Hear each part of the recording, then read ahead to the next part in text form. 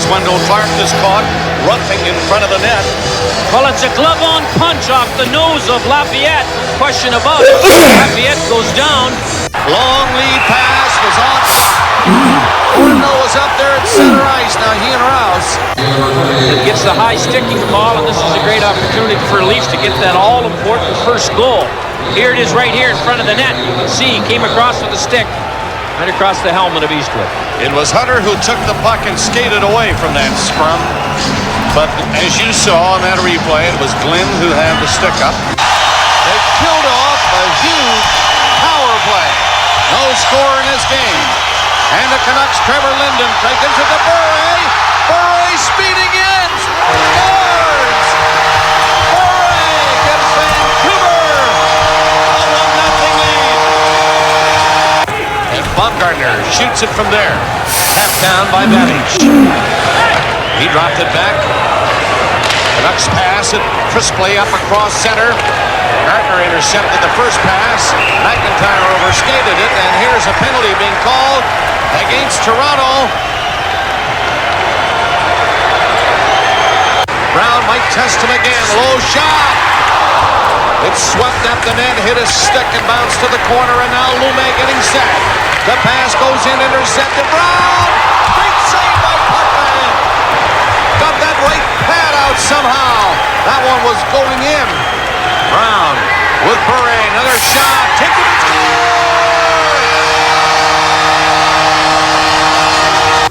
Courtnall racing to center ice.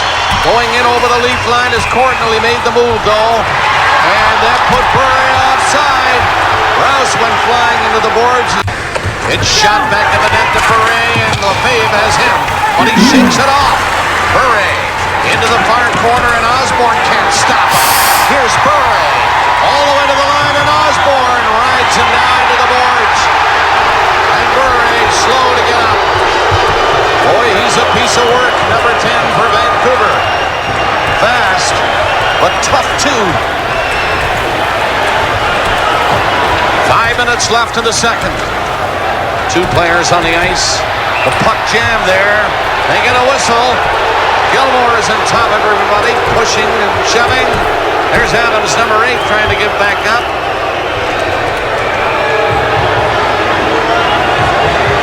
.6-2 are the shots here in the second in favor of the Canucks. Well, Pavel Bure always keeps his feet moving, turning, twisting, feet moving all the time. So if you only get a bit of them, that isn't enough. As he walks around for about 12 seconds before finally Osborne shuts him down in the Leaf zone. Here's Pearson after it. Courtnall had him covered. Brown into the corner. Lost Krushelnyski right in front. The Leafs jam away at him. McLean coming up big. The whistle goes. The puck came loose. Only 9 seconds left in the period. And the clock will run out here as Gilmore played it into McCown. His shot was on. McLean, easy save. And the horn goes to end the second period. With once again the players milling together to the right of Kirk McLean over on the boards, and the officials are in to calm them if they can. Well, the 2 glaring problems for the Leafs, and you have to give the Canucks credit for creating them. 1, they don't seem to get a second chance very often against McLean. And 2, they have real trouble controlling the puck in the offensive zone against this big Vancouver team. That wasn't a problem for Toronto in rounds 1 and 2. It certainly is in round 3. Shots in the period by Vancouver, 11, and by Toronto, 8. Well, this hasn't been as brutally rough game as 1 and 2, but you can see there is some animosity that flares up from time to time. Diddick goes to the bench without his helmet, and Ojek and Berg are testing each other's courage along the boards. Berg's trying to take, or Diddick, Ojek's trying to take Berg's sweater off. A rush started by Clark, coming up himself, barreling in on the net. Clark trying to center it. Coggill is in there, back to the line. Here's Ella driving it, and it's blocked by Craven. He has had a strong game.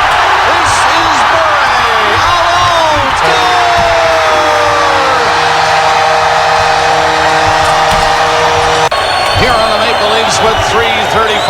left in the third. So they're singing their songs in Vancouver now, as the Canucks have opened up that 3-goal spread, and Potvin loves one down for Rouse. Around the net, he's starting out. Rouse to Krushelnyski. The Canucks will try to bar the door for good now, and this one, it is centered off the back of the net. Gilmore's nailed in back of the goal, and Pearson now comes in there swinging. And this gets ugly right here.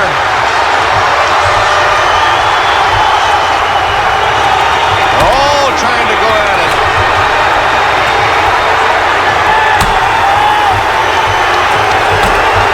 The big pile-up back to the net. It started on the hit on Gilmore, and Pearson took off after Hunter, and he has hit him a few times now.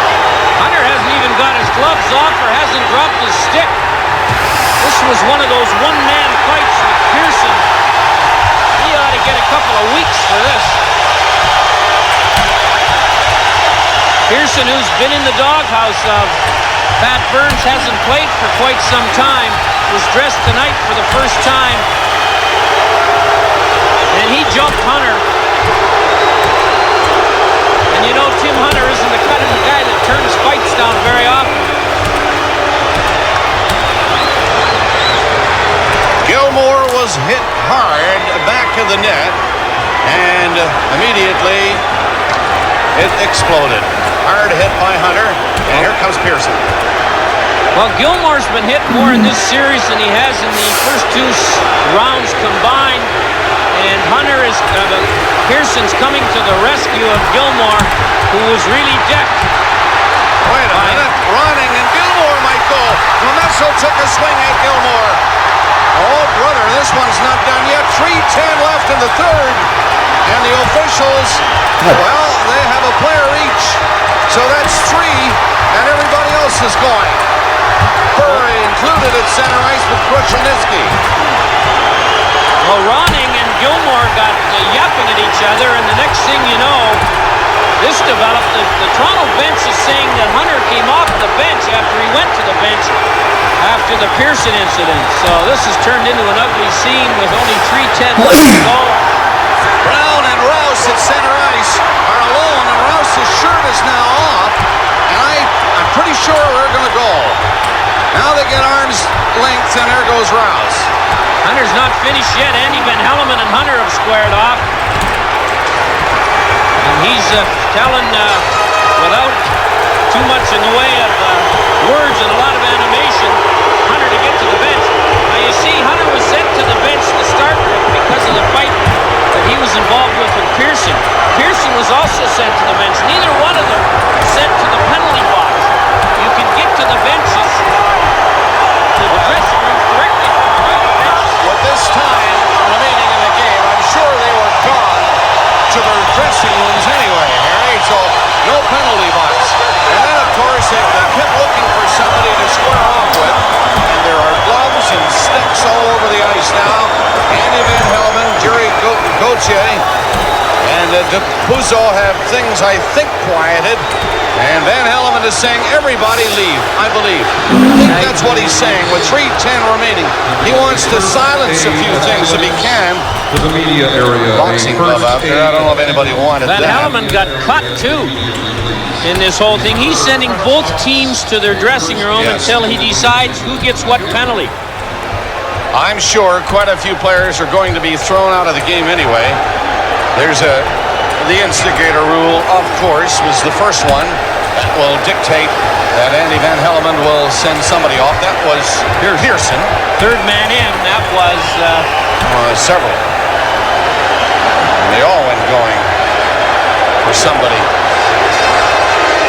And there's a bit of debris thrown onto the ice anyway, so it's going to take some time to get that cleaned up. And I think this is a pretty good choice by Andy Van Hellemond. He immediately came over to the benches when the 3 officials, dog-tired, had everybody separated, they thought, but there's no way to control other fights that were breaking out. There were 1 or 2 others that were going. So now he has sent the teams to their respective rooms until things subside here in the third period. And we'll get the penalty announcements. And there will be a few of them. The trainers have been instructed to go out and get their respective sticks and gloves. So Van Hellemond is going to get rid of the players here while he talks it over with the two linesmen and perhaps the supervisor, Wally Harris, who watched all this from the press box before deciding how he's going to handle this situation. Pearson, without question, was the guy that started. And after it looked like it was calmed down and Hunter and Pearson were told to get out of here, it flared up again. I thought it was, and it is, it was Ronning and Gilmore, and then Mamessel roared in to the rescue of Ronning, and then we have Rouse and everybody else involved. Andy Van Hellemond right here gets headbutted accidentally by Tim Hunter. Van Hellemond shows he can handle himself too. He's telling Hunter to get out of there. I'm sure he says, Tim, I told you to go to the room the first time. Boy, a hot time for Andy Van Hellemond. You can see his cut. The right side of his nose has been cut. The two captains are the only hockey players that we see now. Trevor Linden of Vancouver and Wendell Clark of the Maple Leafs. And Van Hellemond has a night's work now ahead of him to mete out these penalties. There will be quite a few, and the two teams have gone to their respective rooms. There goes Linden, and there goes Clark. 3:10 remaining in the third period. The Canucks have the game in the bag. They are leading 3-0, and they'll take a lead in the series. Quite likely will after this one. Coming here 1-1 in the series, and the Canucks with a good lead here with 3:10 left, 3-0. Let's go to Ron McLean. Okay, Bob, just to let you know, Andy has sent the teams to the room because he felt the fans would just continue to litter the ice with the Toronto Maple Leafs milling in and about around the area. So he's going to clear the ice to try and get the fans to withdraw from throwing anything, and then they'll be called back to complete the final 3 minutes and 10 seconds. We'll try to get a word from Andy. You can see he's getting attention with Pat Tupuzzo and Gerard Gauthier to try and sort this out. And Kerry Fraser is in the refs room. Maybe I'll sneak back in there and try to get a word with the backup official tonight to see what, if anything, he knows. But that's the story why they're in the room, is to avoid littering the ice.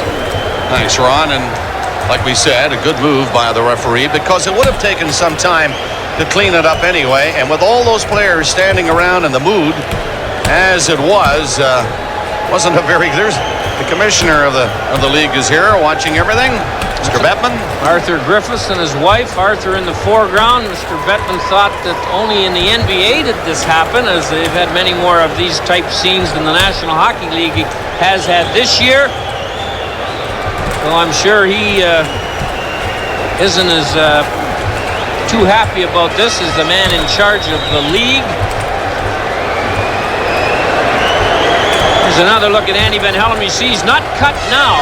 He gets cut trying to contain Tim Hunter. And I think right there he got Hunter's helmet in the face. So Van Hellemond... Full marks to Andy. Stayed with it. He handled one of the toughest guys in the league, Tim Hunter.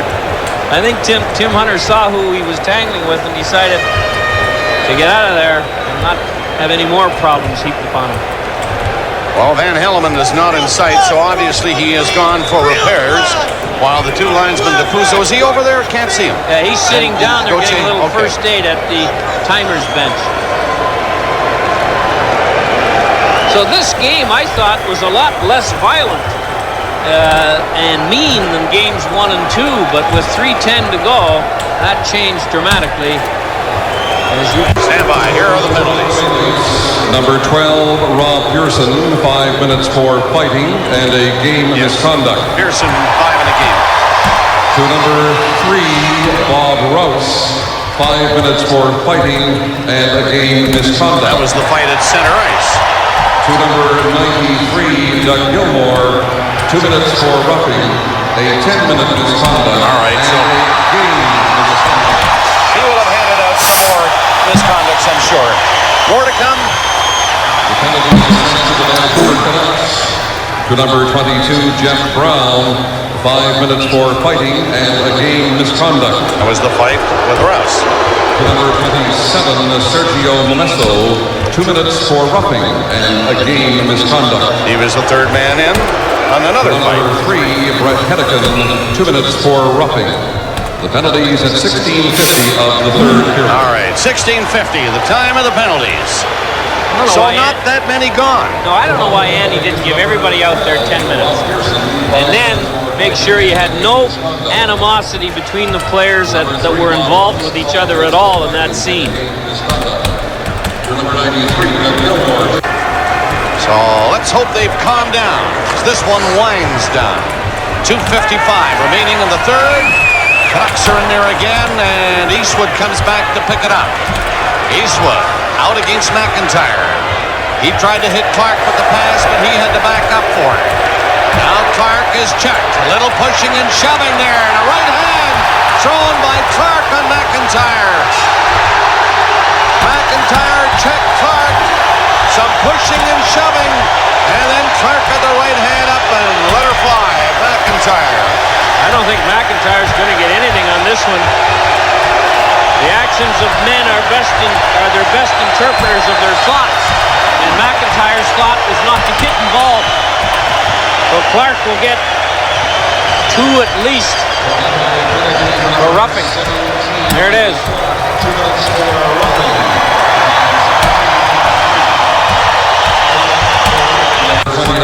Felix Potvin, 2 minutes for slashing. Time 19:17. It's the kind Tanya Harding would be proud of, with that big heavy goal stick.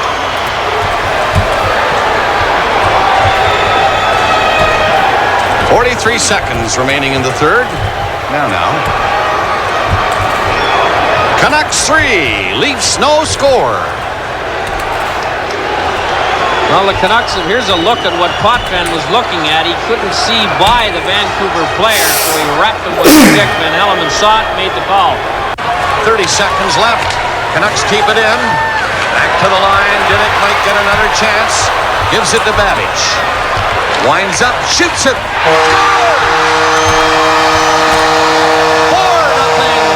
Vancouver.